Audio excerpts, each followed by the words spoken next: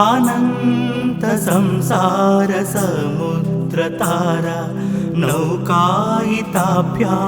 गुरुभक्तिदाभ्याम् वैराग्य साम्राज्यद पूजनाभ्यां नमो नमः श्री गुरुपादुकाभ्याम् कवित्व वारासिनी शाकराभ्यां दौर्भाग्यदावां बुधमालिकाभ्याम्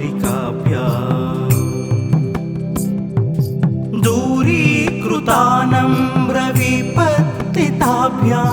नमो नमः श्री गुरुपादुकाभ्याम् नताययोः श्रीपतितां समीयुः कदाचिदप्यासु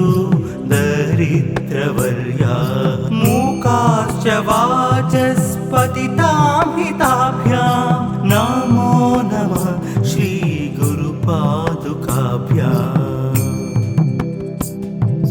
नालीकनिकासपादाहृताभ्यां नानाविमोहादिनिवारिकाभ्यां नमज्जनाभीष्टाततिप्रदाभ्यां नमो नमः श्री गुरुपादुकाभ्याम् नृपालिमौली व्रजरत्नकान्ति सरिद्विराजत्जुषकन्यकाभ्यां नृपत्वदाभ्यां नतलोकपङ्कतेः नमो नमः श्री गुरुपादुकाभ्याम्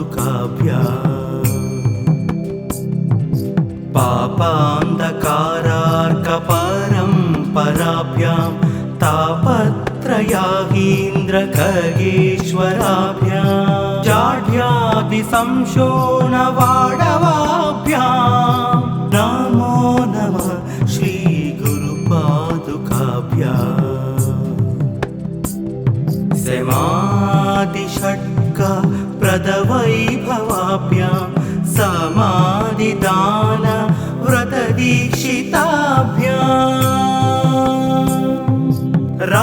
रामाधवान्द्री स्थिरभक्तिदाभ्यां नमो नमः श्री गुरुपादुकाभ्याम्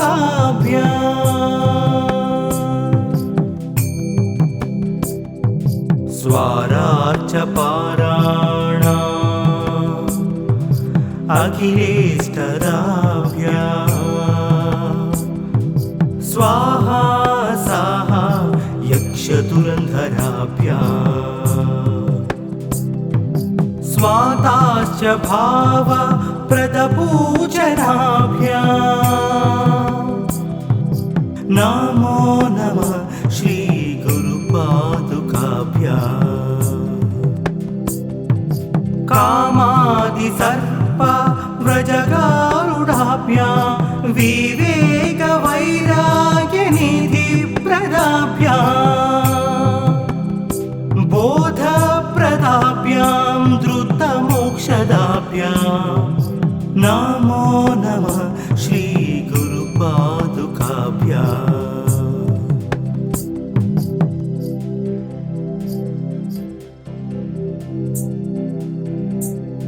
अनंत संसार समुद्रतारा नौकायिताभ्यां गुरुभक्तिदाभ्याम् वैराग्य साम्राज्यद पूजनाभ्यां नमो नमः श्री गुरुपादुकाभ्याम् कवित्व वारासिनी शाकराभ्यां दौर्भाग्यदावां बुधमालिकाभ्याम् दूरीकृतानम्र विपत्तिताभ्यां नमो नमः श्री गुरुपादुकाभ्याम् नताययोः श्रीपतितां समीयुः कदाचिदप्यासु दरिद्रवर्या मूकाश्च वाचस्पतितां हिताभ्यां नमो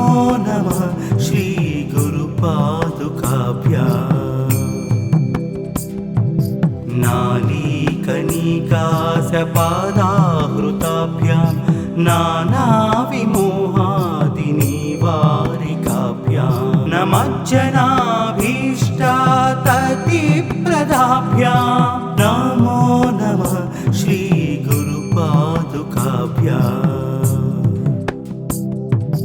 नृपालिमौली व्रजरत्नकान्ति सरिद्विराजत्जुषकन्यकाभ्यां नृपत्वदाभ्यां नतलोकपङ्कते नमो नमः श्रीगुरुपादुकाभ्याम्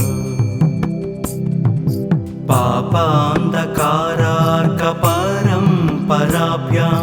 तापत्रयागीन्द्रखगेश्वराभ्यां जाढ्यादिसंशोणवाडवाभ्यां नमो नमः श्रीगुरुपादुकाभ्याम्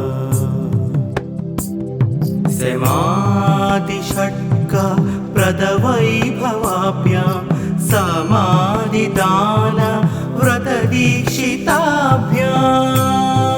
समाधिदानव्रतदीक्षिताभ्याम् रामाधवान्द्री स्थिरभक्तिदाभ्यां नमो नमः श्रीगुरुपादुकाभ्याम्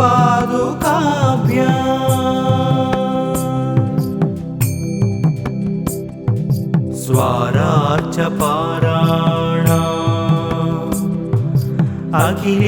अखिलेष्टदाभ्यां स्वाहा साहा यक्षधुरन्धराभ्यां स्वाताश्च भावप्रदपूजनाभ्यां नमो नमः श्रीगुरुपादुकाभ्याम् कामादिसर्प व्रजगारुडाभ्यां विवेकवैराग्यनिधिप्रदाभ्यां बोधप्रदाभ्यां द्रुतमोक्षदाभ्यां नमो नमः श्रीगुरुपादुकाभ्याम्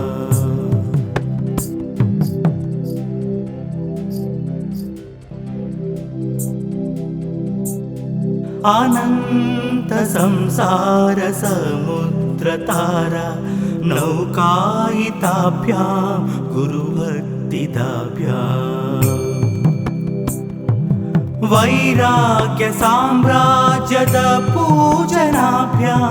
नमो नमः श्रीगुरुपादुकाभ्याम्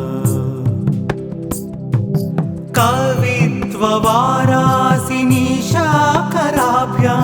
दौर्भाग्यदावां बुधमालिकाभ्याम्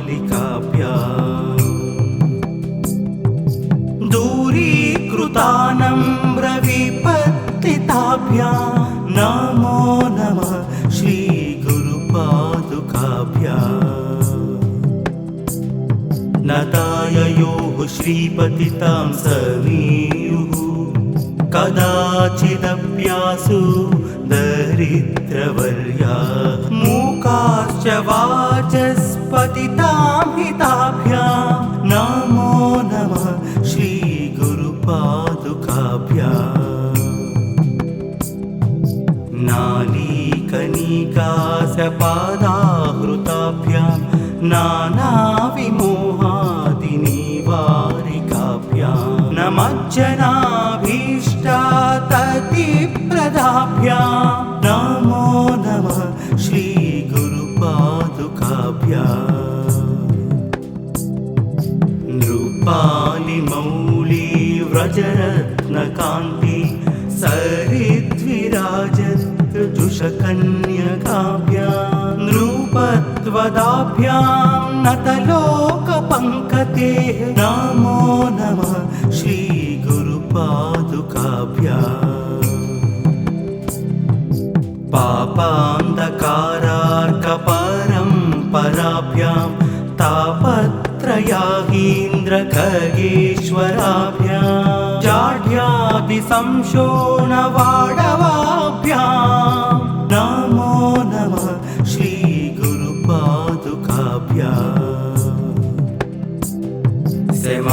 समाधिषट्क प्रदवैभवाभ्यां समाधिदान व्रतदीक्षिताभ्याम्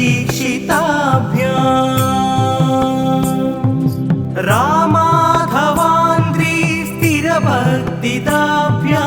नमो नमः श्रीगुरुपादुकाभ्याम्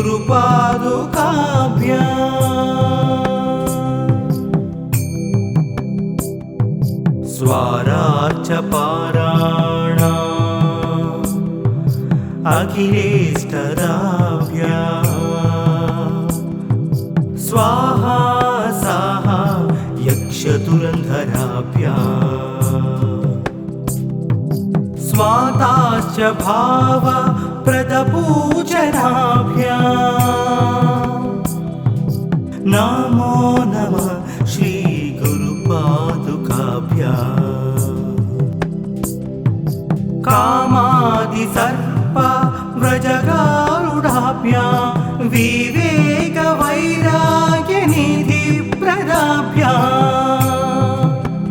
विवेकवैराग्यनिधिप्रदाभ्याम् बोधप्रदाभ्याम् द्रुतमोक्षदाभ्याम् नमो नमः श्रीगुरुपादुकाभ्याम्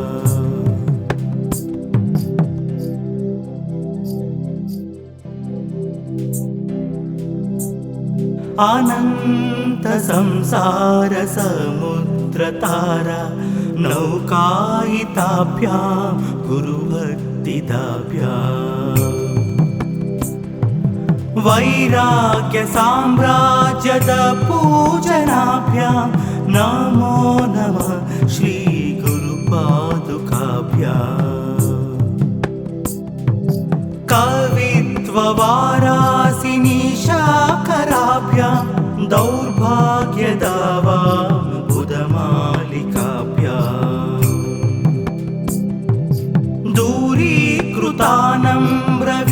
दूरीकृतानम्रविपत्तिताभ्यां नमो नमः श्रीगुरुपादुकाभ्याम् नताययोः श्रीपतितां समीयुः कदाचिदप्यासु दरिद्रवर्या मूकाश्च वाचस्पतितां हिताभ्यां नमो नमः श्रीगुरुपादुकाभ्याम् नालीकनिकासपादाहृताभ्यां नानाविमोहादिनिवारिकाभ्यां नमज्जनाभीष्टाततिप्रदाभ्यां नमो नमः श्रीगुरुपादुकाभ्याम् नृपालिमौली व्रजरत्नकान्ति सरिद्विराजत्जुषकन्यकाभ्यां नृपत्वदाभ्यां नतलोकपङ्कते नमो नमः श्रीगुरुपादुकाभ्याम्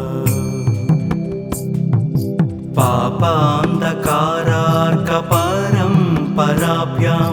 तापत्रयागीन्द्रखगेश्वराभ्यां जाढ्यादिसंशोणवाडवाभ्यां नमो नमः श्रीगुरुपादुकाभ्याम् समाधिषट्क प्रदवैभवाभ्यां समाधिदान व्रतदीक्षिताभ्याम् रामाधवान्द्री स्थिरभक्तिदाभ्यां नमो नमः श्रीगुरुपादुकाभ्याम् स्वारार्चपाराणा अखिलेष्टदाभ्याम् स्वाहा साहा यक्षधुरन्धराभ्याम् स्वाताश्च भाव प्रदपूजनाभ्याम् नमो नमः श्रीगुरुपादुकाभ्याम् कामादिसर्प व्रजगारुडाभ्यां विवेकवैराग्यनिधिप्रदाभ्याम् पराभ्याम् बोधप्रदाभ्यां द्रुतमोक्षदाभ्याम् नमो नमः श्रीगुरुपादुकाभ्याम्।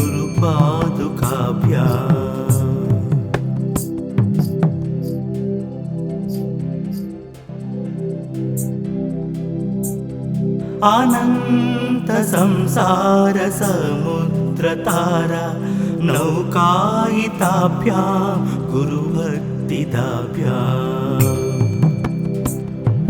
वैराग्य साम्राज्यद पूजनाभ्यां नमो नमः श्री गुरुपादुकाभ्याम्। कवित्व वारासिनी शाकराभ्यां दौर्भाग्यदावां बुधमालिकाभ्याम् दूरीकृतानम्र विपत्तिताभ्यां नमो नमः श्री गुरुपादुकाभ्याम्। नताययोः श्रीपतितां समीयुः कदाचिदप्यासु दरिद्रवर्या मूकाश्च वाचस्पतितां हिताभ्यां नमो नमः श्री गुरुपादुकाभ्याम्। नालीकनिकासपादाहृताभ्यां नानाविमोहादिनिवारिकाभ्यां नमज्जनाभीष्टाततिप्रदाभ्यां नमो नमः श्री गुरुपादुकाभ्याम्। नृपालिमौली व्रजरत्नकान्ति सरिद्विराजत् जुषकन्यकाभ्यां नृपत्वदाभ्यां नतलोकपङ्कते नमो नमः श्री गुरुपादुकाभ्याम्। पापान्धकारार्कपरम्पराभ्यां तापत्रयागीन्द्रखगेश्वराभ्यां जाड्यादिसंशोणवाडवाभ्यां नमो नमः श्री गुरुपादुकाभ्याम्। समाधिषट्क प्रदवैभवाभ्यां समाधिदान व्रतदीक्षिताभ्याम् रामाघवान्द्री स्थिरभक्तिदाभ्यां नमो नमः श्री गुरुपादुकाभ्याम्।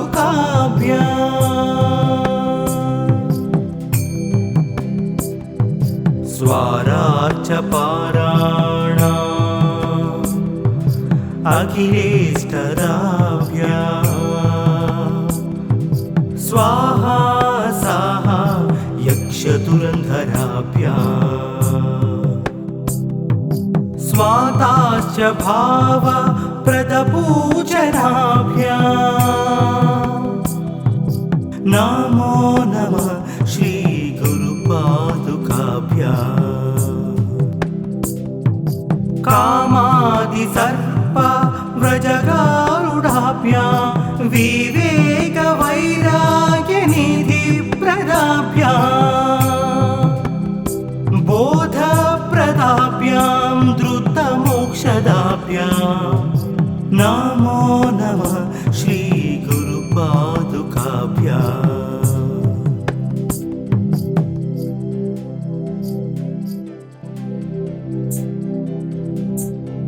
अनंत संसार समुद्रतारा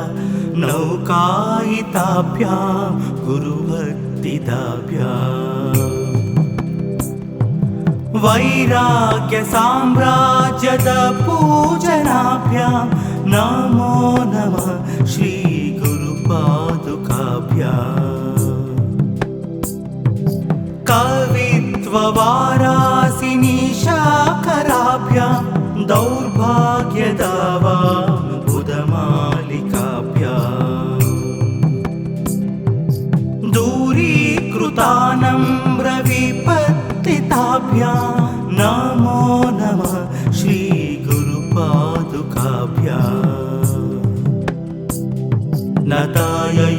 श्रीपतितां समीयुः कदाचिदप्यासु दरिद्रवर्या मूकाश्च वाचस्पतितां हिताभ्यां नमो नमः श्रीगुरुपादुकाभ्याम्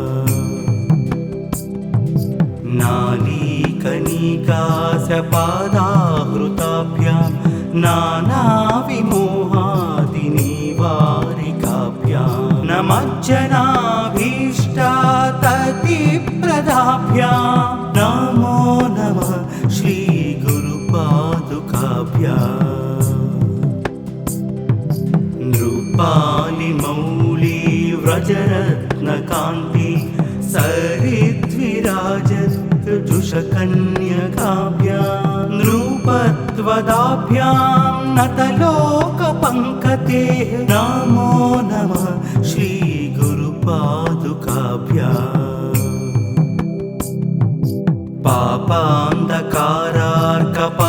पापान्धकारार्कपरम्पराभ्यां तापत्रयागीन्द्रखगेश्वराभ्यां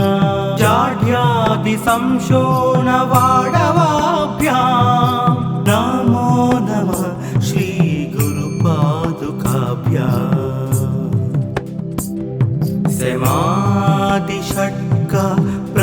समाधिषट्कप्रदवैभवाभ्यां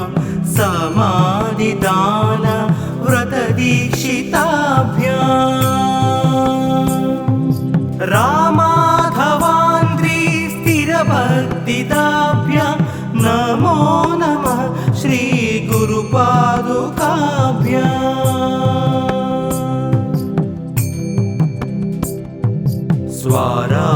स्वारार्चपाराणा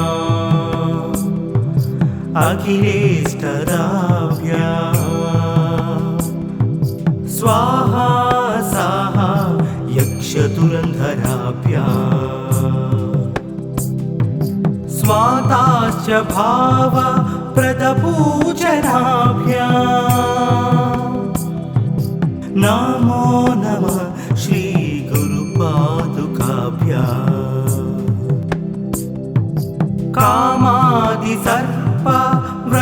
कामादिसर्पव्रजगारुडाभ्यां विवेकवैराग्यनिधिप्रदाभ्यां बोधप्रदाभ्यां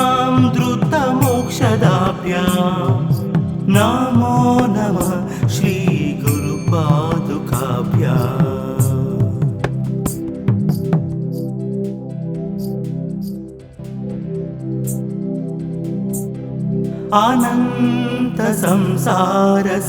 अनन्तसंसारसमुद्रतारा नौकायिताभ्यां गुरुभक्तिदाभ्याम् वैराग्यसाम्राज्यदपूजनाभ्यां नमो नमः श्रीगुरुपादुकाभ्याम्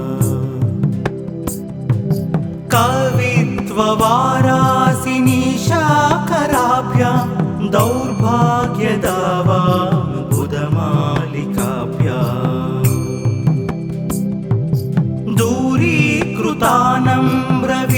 दूरीकृतानम्रविपत्तिताभ्यां नमो नमः श्रीगुरुपादुकाभ्याम् नताययोः श्रीपतितां समीयुः कदाचिदप्यासु दरिद्रवर्या मूकाश्च वाचस्पतितां हिताभ्यां नमो नमः श्रीगुरुपादुकाभ्याम् नालीकनिकासपादाहृताभ्यां नानाविमोहादिनिवारिकाभ्यां नमज्जनाभीष्टाततिप्रदाभ्यां नमो नमः श्रीगुरुपादुकाभ्याम् नृपालिमौली व्रजरत्नकान्ति सरिद्विराजत्जुषकन्यकाभ्यां नृपत्वदाभ्यां नतलोकपङ्कते नमो नमः श्रीगुरुपादुकाभ्याम्